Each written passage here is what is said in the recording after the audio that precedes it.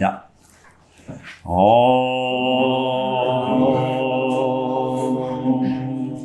O Bhagavad Gita, by which Arjuna was illumined by Lord Krishna himself, and which was composed of 18 chapters within the Mahabharata by the ancient sage Vyasa. O Divine Mother, destroyer of rebirth, who showers the nectar of oneness upon us, O Bhagavad Gita, my affectionate mother, on thee I meditate. All the Upanishads are the cows. The milker is the cowherd boy, Krishna. Arjuna is the calf. People of purified intellect are the drinkers. And the milk is the supreme nectar of the Gita. My salutations to the Lord, who is the source of supreme bliss, whose grace makes the mute eloquent and the crippled cross mountains. Okay, we want to step back just a little bit this morning, and we'll see that what Lord Krishna is sharing here, we'll see how that fits with the Upanishad discussion yesterday. So, as we stepped into chapter 7, we shared some wisdom from Swami Chinmayananda. There's a view amongst Gita scholars, Bhagavad Gita scholars. I'm a student, not a scholar. That the organization of the Gita is 3 sets of 6 chapters each, and we had just started the 7th chapter, and that it's organized along the great Mahavakya Tattvamasi, thou art that. So the first 6 chapters are focused on thou. So Lord Krishna is speaking to Arjuna really about how to know himself, how to control himself. And then the next 6 chapters, what starts is the expression from the Lord, and it's really the Absolute speaking through Krishna. It's not some limited deity speaking.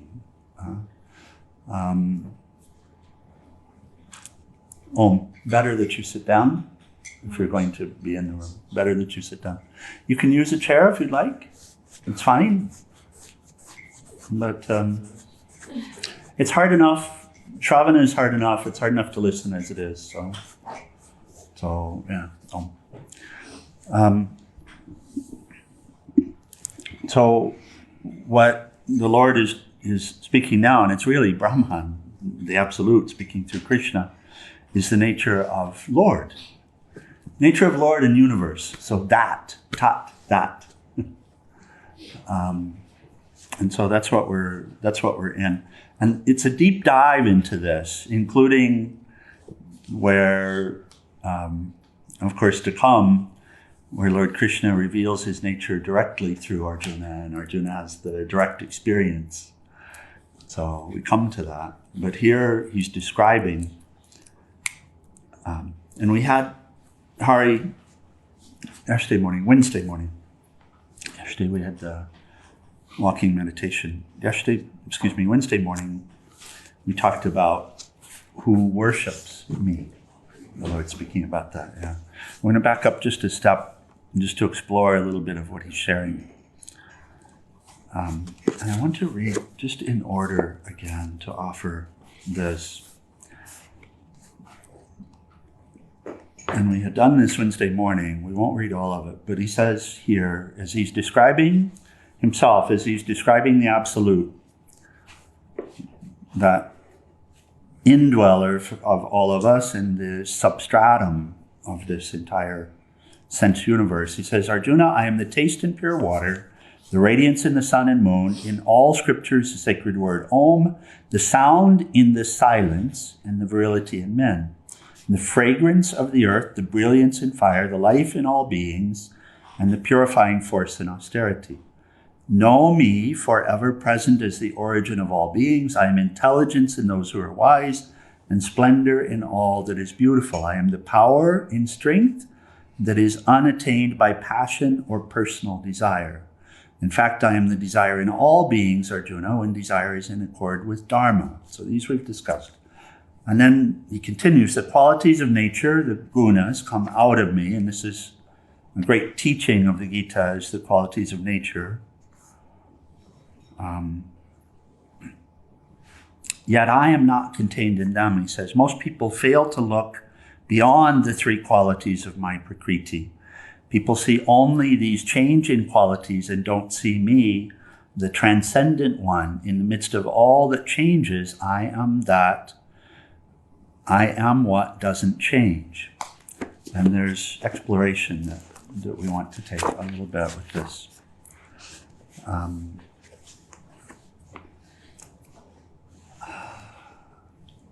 We each have within us, and we discussed this. This is just practical talk. How do you navigate life? In order to navigate life properly, you have to know what life is. So we need a rule book. The rule book is inside. We call it Guru. And why do you come to ashram? You know, the reason I came to ashram is because I didn't know. I realized I didn't know. And I realized I needed to know. What? I mean, it was a very simple thing. I didn't know how to be happy. Yeah. And it was a very simple thing. But I realized if I didn't know how to be happy, I didn't actually know anything worthwhile. Right? So simple and profound.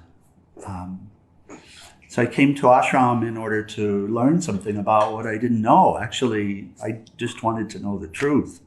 At that point, I'd even given up on happiness, and I said, just give it to me, like Neo in the Matrix. I just want the truth. I don't care if it makes me happy or not. Because I'm living a dream here, and this dream is like a nightmare. So,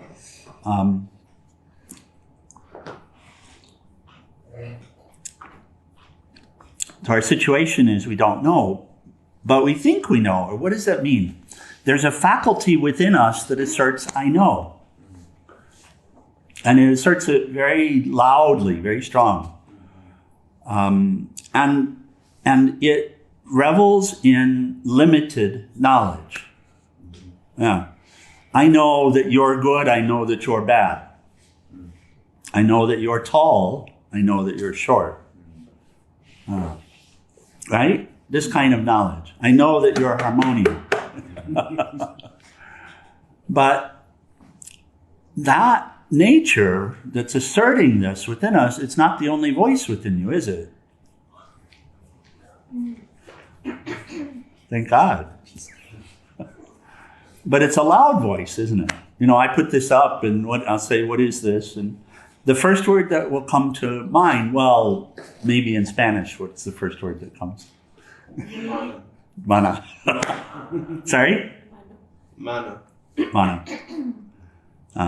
Hand. Hand. Right? Mm-hmm. But is it a hand? Well, in exploration, you're going to see it's not. The hand is just a mental construct that's being carried around, which is not, it's useful in conversation, but it doesn't relate to the reality of things. And it doesn't relate to what we're actually seeking. And it doesn't actually aid our seeking. It veils it, it covers it up. And there's an urge within you to just stop right there. And aggravation will come if someone will try to challenge it. And this is explored later, but that is the asuric nature. That, when we speak of asura, or the demons, or demonic nature, that is absolutely the lower nature, which just wants to stop right there and then argue about it. And say, I know. And, you know, we have conversations. And look at what happens within us. Look at what happens within us.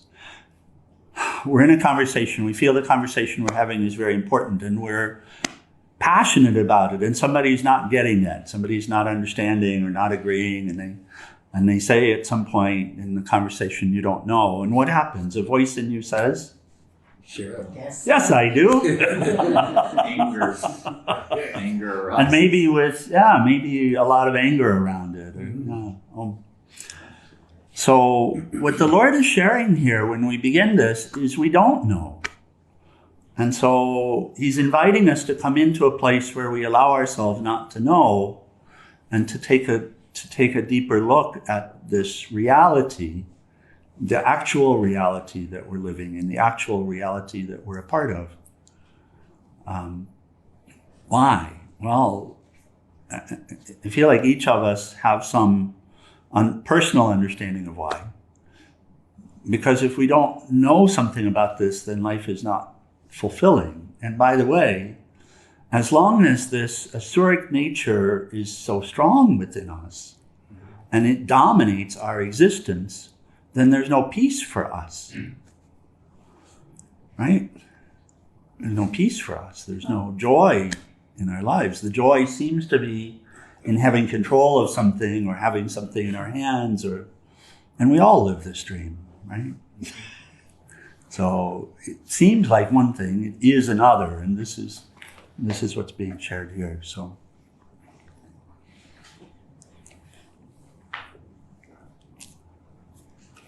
this is these two shlokas that we just read, just a little different translation. Whatever beings are pure, active, and inert, know that they proceed from me. These are the three gunas. They're in me, and yet I am not in them. Deluded by these natures, composed of the three qualities of nature, all this world does not know me as distinct from them and immutable. And a little discussion about that. So, deluded by the objects and the qualities of the objects. We're stopping and not seeing what the reality of this is. We get caught up, and it's understandable. It's understandable because within us, we have this very noisy voice that every time we enter into a situation or relate to a sense object, it's like it wants to take us over. You have a bite of food, and there's something within this mind that wants to know all about all the ingredients in the food. We talked about mauna yesterday morning at staff. Was it yesterday morning or Wednesday morning? We talked about mauna and the importance of mauna.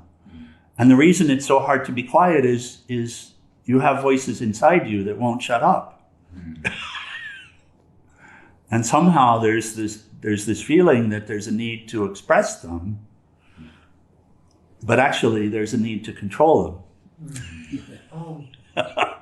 To bring them under the sway of that light, that highest. That's really the need. And so we live with this constant and God, I'll tell you a little story. I'll just share something because I see, from here all of the things that controlled me in the past. So. And I won't list them all, it's a long list. But I'll say one of them is the thought about cars. Now, why do these come? It's mysterious in a way, but also you can see that it's based on our own prior actions and our own prior choices and all of this. We talked a little last night about fate. So part of my fate, which was based on prior choices, was to be very interested in cars. And so, this life was very unsatisfying. It was a big life. People called me successful, but on the inside it was very unsatisfactory.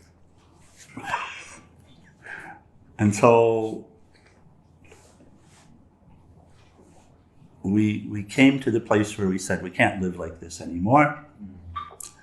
And through grace, changes started to happen, and I found myself in India. Not yet having met Swami Premananda. I was in Madurai state in the south. And I committed myself to ashram. It's really like that. I committed myself to ashram for a month. I said, I'm going to be first. I committed myself actually to ashram for a year, but this was the first month of it in Madurai. And so what did I do? I'd shut up. And this is the first advice when you come to ashram. And Nathan, I'm going to share it with you. I shut up. Because I realized already I didn't know, so anything I had to say wasn't of value. And I just engaged in all of the practices, every single one of them. And I did my best to pay attention and to be present and all of this. And after a few weeks, there was a change. And here's what I noticed. And this is the way that I noticed it. After a few weeks, I had to go to town. I had to get some supplies. And Madurai is a big city. The city is a big city. And so I went. And I saw the cars. And I had this mystical experience, which is, I realized that I was able to see the car without imagining myself driving it. You see, these are mental projections. And then I realized, oh my God, how long has this been? Every time I would see a car, I would imagine driving it, being in it. I would test drive it in my mind. And that helped to understand this is a great part of what we're dealing with here is that we've become deluded by the sense objects and have developed this mental relationship with the sense objects where we're trying everything on inside. Imagination. Our imagination runs rampant, giving the sense objects some reality which is not a real reality. It's a mental reality. It's a reality that only exists for us individually. And then we imagine ourselves in relationship with it in some way or another. You know, the one that feels that they're missing a mate, a good partner, will find themselves with the mind taking them into this imaginary place of what would this person be like? What would it be like to be with this person and this person and this person? Yes? And don't even know it, don't even see it. Taking him for a test drive. Yeah, taking him for a test drive.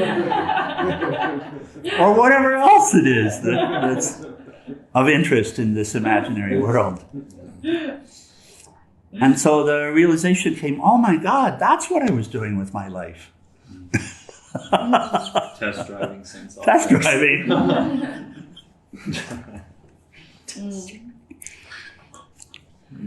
And so that's this deluded by these natures.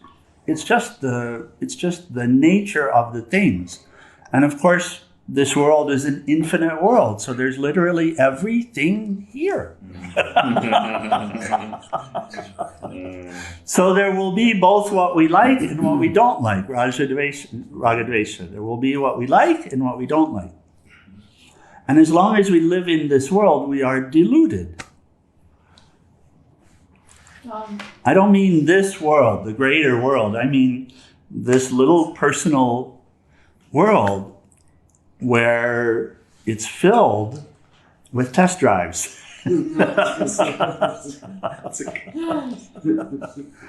Then we're deluded. You see, we're caught up in it. Does that make sense? We're caught up in it. And we imagine it to be the truth, which is why when we meet someone that has a different point of view, you know, we'll think badly of them, or maybe we're in a place where we say, well, I don't know, so maybe I can learn from them. I found myself there a lot, which is why when my boss, when I learned that he had a $500,000 watch collection and I idolized him, I had to have a watch collection too. So in that case, but completely lost, wrapped up in it, right? But here the Lord is saying, but I am this. And this is my nature. These three gunas, which are to be explored, all of this nature, it arises from me and it collapses back into me. And I am the truth of this, just as Jesus says, I am the way and the light. And that's also the Absolute speaking through Jesus. So a little bit of commentary. Swamiji says, Krishna is very cautious. Asceticism and so on are the manifestations of his nature, not to be confused with him. He remains further behind, beneath, and within them.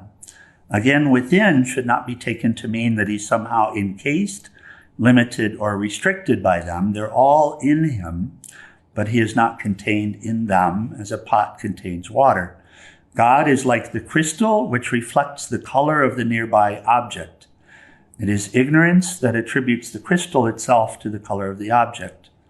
And he says a crude analogy may help, and you'll recognize this from our discussion yesterday, those of us that were in the Upanishad workshop. He says, look at the flame of a candle. The extremely subtle, intangible, axiomatic, and self-existent power that carries out the process of combustion in that flame is comparable to God. Remember, this is the example that was being used. So the fire is fire. You can see the fire, see evidence of the fire here, for example. But is the fire itself that shape and that color? No. It's the same fire. In the Upanishad, we got the non-dual fire, not two fires, one fire, which when it combusts with this is the shape and the size. But then if you put a piece of paper there, that same fire will look different, right? Is the fire itself affected by that wick? No, because the fire exists independently of the wick, yes? Fire has existence. It exists independent of the object which it is burning.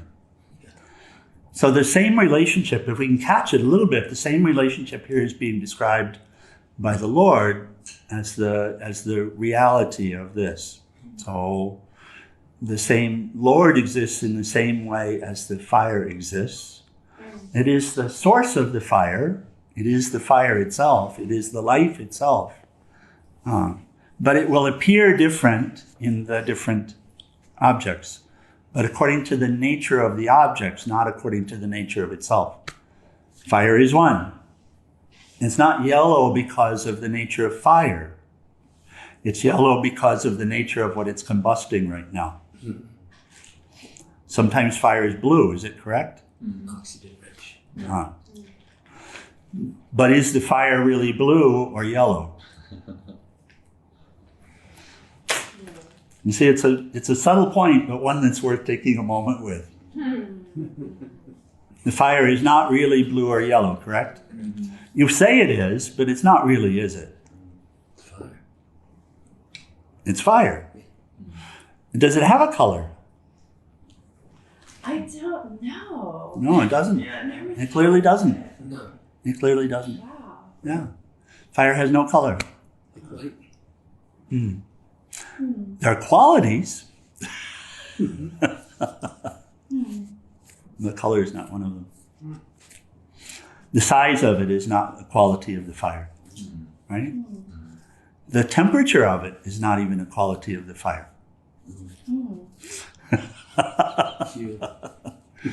That's a quality of the fuel. Wow. What about Never thought heat? about that. Is heat? So he's also sharing, goodness, badness, are those qualities of God? That's an interesting question.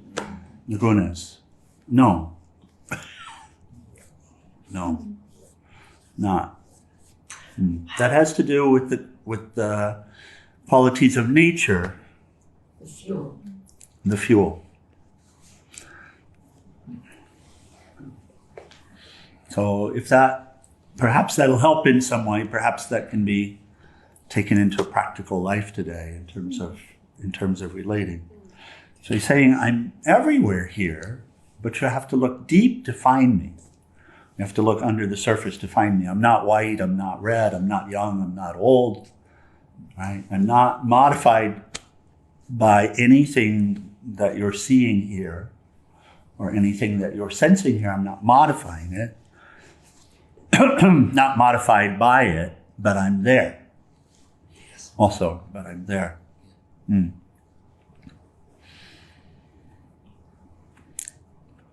Swami adds on the commentary on the fire, he says, the fire of the flame has three characteristics, light, heat, and smoke, comparable respectively to sattva, rajas, and tamas, which are the modes of God's divine nature. All beings in the universe, sentient and inert, participate in these three qualities because they all form a part of God's nature. So we have God's nature, which is this world. But in the pure sense, God also stands back from it, empowers it, underlies it, is the substratum of it. And so this is a clue here in terms of how we can relate to this world. And as we continue on in this study over the next few chapters, maybe we can go deeper in this understanding of how to be able to relate to this world. What is this? And who am I, of course? He says, if we do not see that these qualities flow from the divine, we remain deluded by the manifest phenomenon, not caring to probe them to discover the reality. However, sooner or later, man asks the right question, and pursuing the right line of approach, he discovers that just as the ocean is one indivisible mass of water, so the three distinctions of sattva, rajas, and tamas, again translated, sattva is purity, rajas is activity, tamas is inertia. And everything here is made up of a mixture of these three.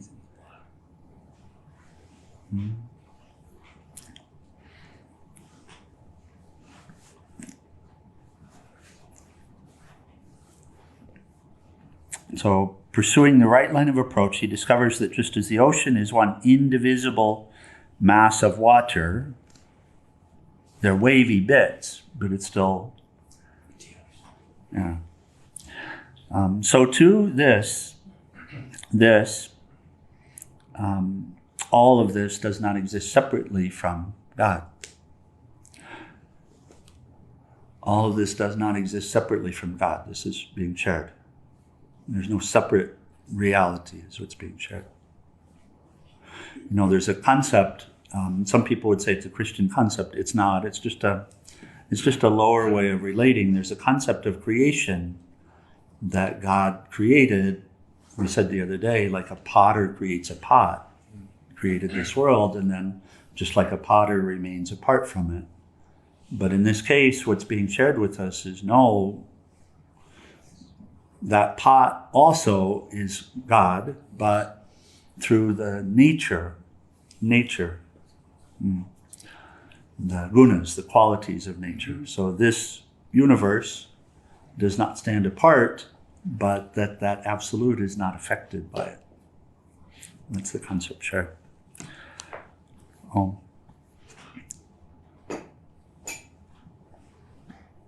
And then he adds this lovely comment. He says, they're made only in order to promote our understanding.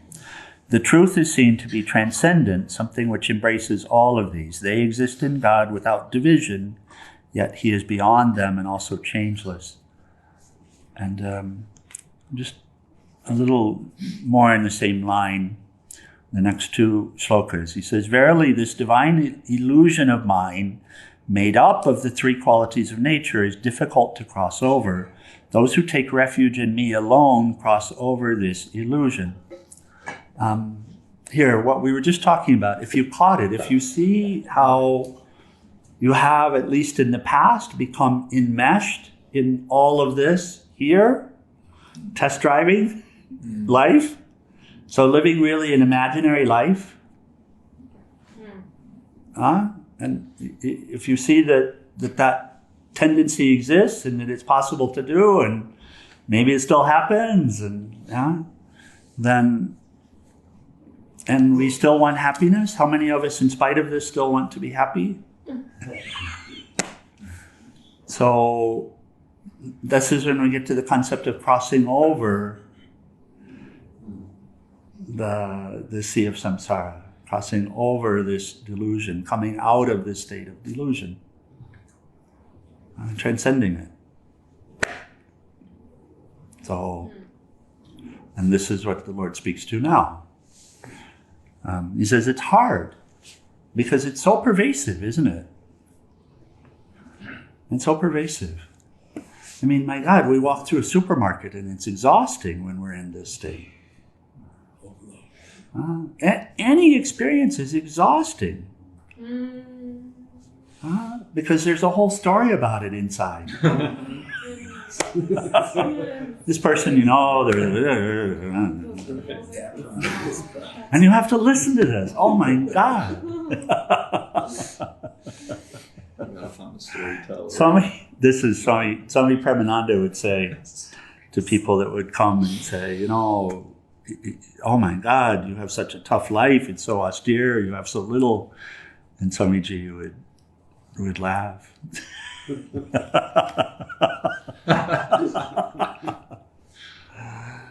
And he would say, no. He said, I have God. You're the one who has a tough life.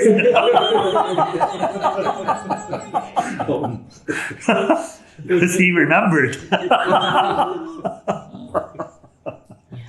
Right? So, how to cross over is addressed here. And how to cross over, how to come out of this state of delusion, and how to see. So he says, verily, this divine illusion of mind made up of the three qualities of nature. It's just, this entire universe is these three qualities of nature played out in different, appearing as this form or that form. And by the way, this is just quantum physics. It is. We get a physicist in the room with us and he'll be nodding his head. Yep. Because everything here is made of energies. And the energies are of three qualities. And it's a mix of the energies. That's what's making the molecules. The atoms are one. The atoms have particular qualities, and then you put them together in groups. And there's some tamas and some rajas and some sattva, and then you call it a harmonium at some point. But it's not a harmonium, right? These qualities are pervading everything. Everything's made of them. This is the fabric of the universe. It makes learning the periodic table a lot easier. Yeah, and sounds kind of like. So, verily, this divine illusion of mind made up of the three qualities of nature. There won't be disagreement here. That's what I'm sharing with the physicists. There will be disagreement on who's underlying it. That's all. Who or what is underlying it. Some will still say that this all is random. It's difficult to cross over. Those who take refuge in me alone cross over this illusion. And we can stop there this morning. So this is the practical point also of what he's sharing. And he keeps being practical, He keeps coming back to these points. He's saying, I am this, but then he makes it practical. Saying, and by the way, my dear love, you find yourself caught up in it, deluded by it. Here's why. And it's possible to cross over it. It's not easy, but it is possible to cross over it. And those who take refuge in me will cross over it. Those who take refuge in me alone will cross over it. Okay, any questions or comments for this one? Yes, please. So when Krishna is saying, I am every desire that is in accord with Dharma. I am, yeah. Is he also saying, I am not every desire that is not in accord with Dharma? Or it's just saying I'm specifically the desire? He says, know me. Yeah. He's not just saying I am. He's giving a clue on how to find him. So the word specific know me, and we'll see that in the different translations as well. So know me as. So know me as the highest, and then you can find me everywhere. Makes sense. So he's talking about know me as the purity, really underlying all of this show. And so one of the and we talked about it the other day. It's a very interesting dive, in terms of where all of this is coming from. And certainly we can see aspects, assertions that are coming from within that are habitual in nature, right? But then where is this? And there's so much of that, isn't there? All of these thoughts and desires around food and other pleasurable experiences, etc., that will assert from within. And so if we do a deep dive, we can see that. But then where does the desire to be good and to serve others come from? Is that habitual? He says, know me there. Know me there, because that's coming from me. Okay, anything else? Any comment, question? Something that struck me, Swamiji, that refuge part at the end. Yes. About take refuge in me alone. It reminded me of something I heard about taking refuge, in the absolute versus my own interpretations, and it kind of makes me think of humility because it's I've seen, in the past couple of years, it's a very strong urge inside of myself to take what I'm thinking to be true and then be very disturbed because so many different people have different ideas about they don't what get to it. do. Yeah, and I need to show them that I'm the right way, and it becomes very exhausting. Yeah, it does. We're all and we're all dealing with something, some version of that. I mean, not necessarily in that way, but that's the sign of having been caught up and still being caught up in the delusion. Right? And as we come to know we really don't know anything, then humility will naturally start to blossom. But as you've also learned, it's possible to cultivate humility too. That it can actually be cultivated, and then it's a process to do. Okay. Yes. Could you explain a little more what you made a correlation between what Krishna said and what Jesus said when Jesus said, "I am the way and the light"? Can you explain that a little bit more? What more explanation are you looking for? I guess I think that in what came to my mind in modern Christianity is that Christians confuse the person Jesus when he says, "I am the way, the truth." Yeah, and but the that's life. that's every one of us. That's not somebody just that calls themselves a Christian. That's every one of us. This mind is so objectified that I sit here talking now, and you imagine that this voice is mine, as in somehow it belongs to this. That's the same thing. What we're pointing out in elucidating when we come to this is actually, especially in these highest teachings, this is the Absolute speaking through. And we just use an example of the same with Jesus. It can be difficult in different traditions. This is something that we deal with, period. When we're caught up in this delusion, and of course there's a voice inside that will say, I'm not.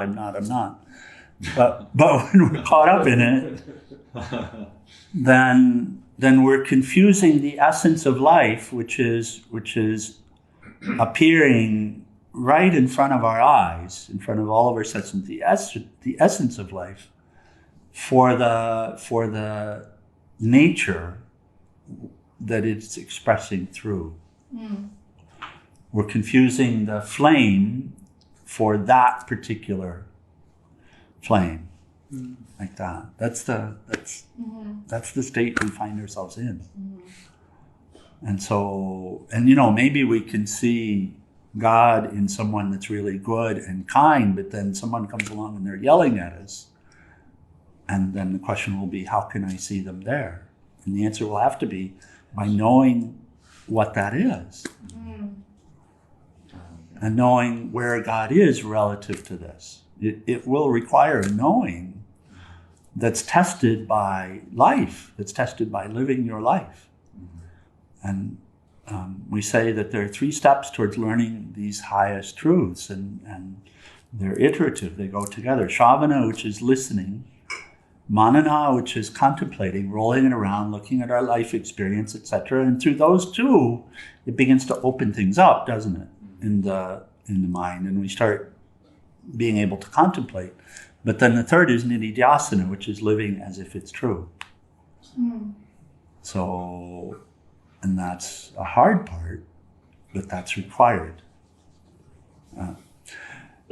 Because what? When you find the ability to relate to the highest, even in the person that's yelling at you, then you're getting somewhere.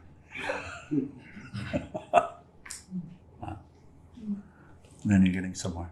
Because then you're allowing yourself to come into an undisturbed state. And to find the ability to stay in union, regardless. It's called samadhi. It's avikalpa samadhi, seeing the one which is what's here, underlying every form, and seeing it, and not getting away from it, regardless of what happens. This is the yogi's training. Peeling the banana, as you call it. Yeah, this is the yogi's training. It is to learn that truth which we seek and learn it so well that nothing here could shake us from it. Paramahansa Yogananda's beautiful quote, he says, a yogi must be still in the midst of crashing worlds. No matter what happens, not be shaken from what is the truth here. Who's here? What's here? When you can see God everywhere, you will have no fear. The mind will be equanimous. This is what we're being taught. And then there's the practice aspect of it. And so you say, why did this happen? Well, that will relate to the practice. Why did they do this? That will relate to the practice. Mirror. Mirror. Oh. Okay. We're all in an advanced course. Taking birth here is not a simple thing. You signed up for postgraduate work.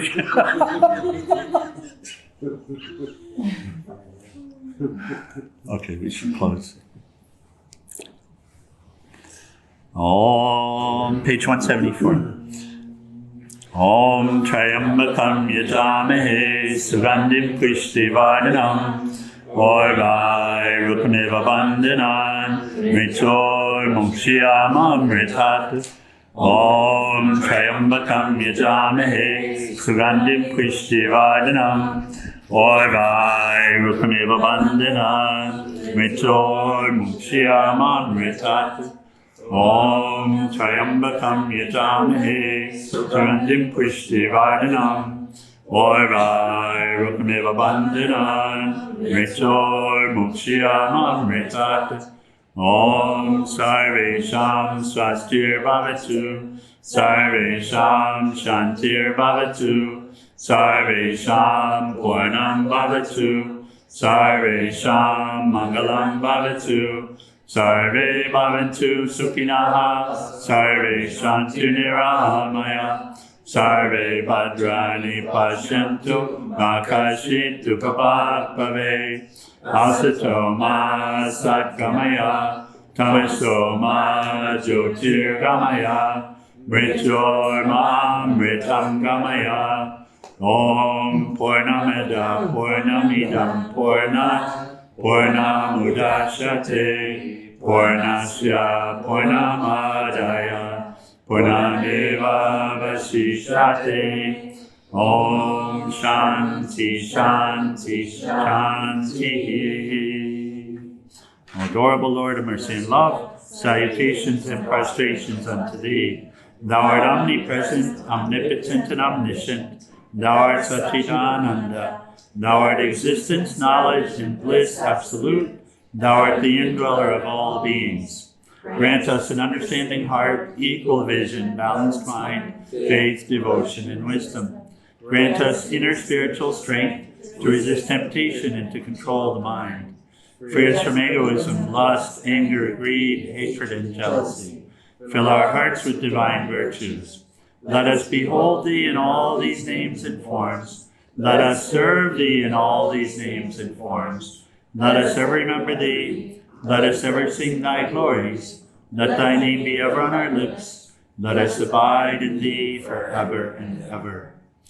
Humble our Satguru Shivananda Maharaj Ki, and for all the saints and sages of all the traditions. Let's stand for Arati.